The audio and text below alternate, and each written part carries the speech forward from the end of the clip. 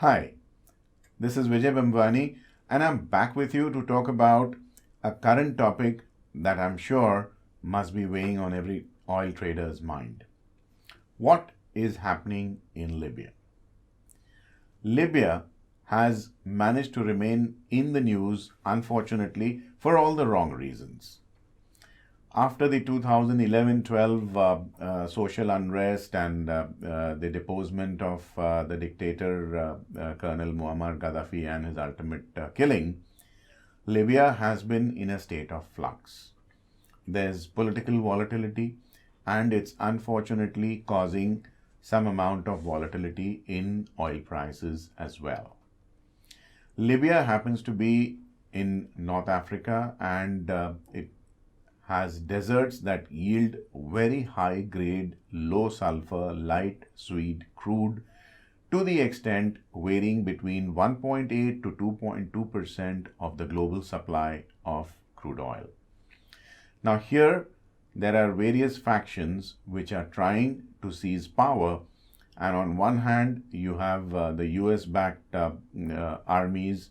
On the other hand, you have the Russians and Turkey, etc., who are basically trying to get a toehold in Libya. At stake is the 2% ballpark, 2% stake in the global oil export markets. Now, the cauldron has been stirred by the Turkish strongman Erdogan. He has got permission from the Turkish parliament to send his armed forces into Libya and try and get a toehold into the Libyan oil export market. A lot of traders have asked me to comment upon this. So here goes. My view is that Libya is a very small player as compared to the OPEC, the Russian, and the Norway oil exports.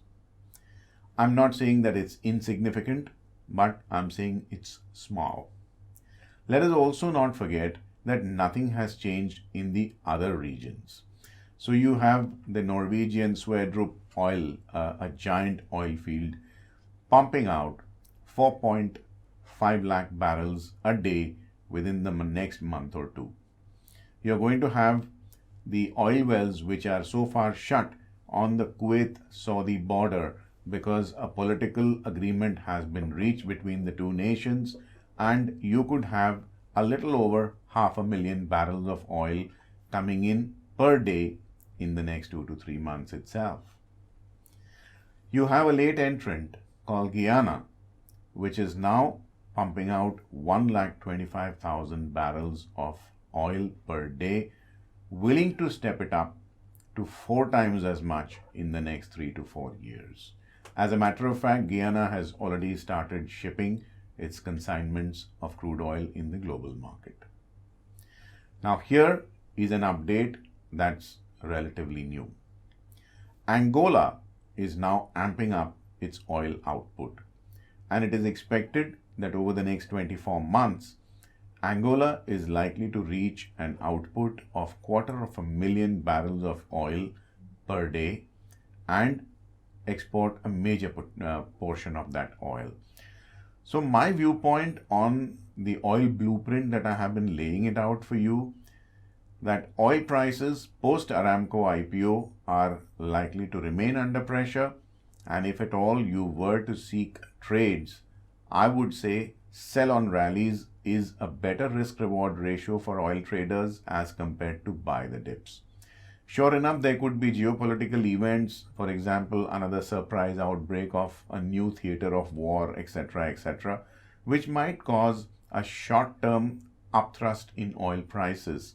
But my guess is, and I'm willing to bet my money on it, is that all rallies, significant ones at least, will get sold into, and the prices will peter down, as you have seen after the Aramco drone attack in September 2019, and even the killing of General Qasem Soleimani in the recent weeks.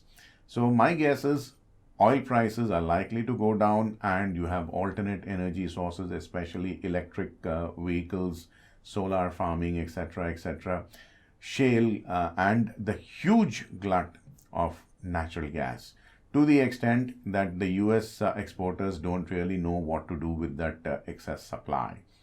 So my guess is my blueprint in oil remains constant. And remember, I do not really make out blueprints which can get impacted by minor events. So this is a fairly solid and bankable blueprint, and I would say that nothing much has changed.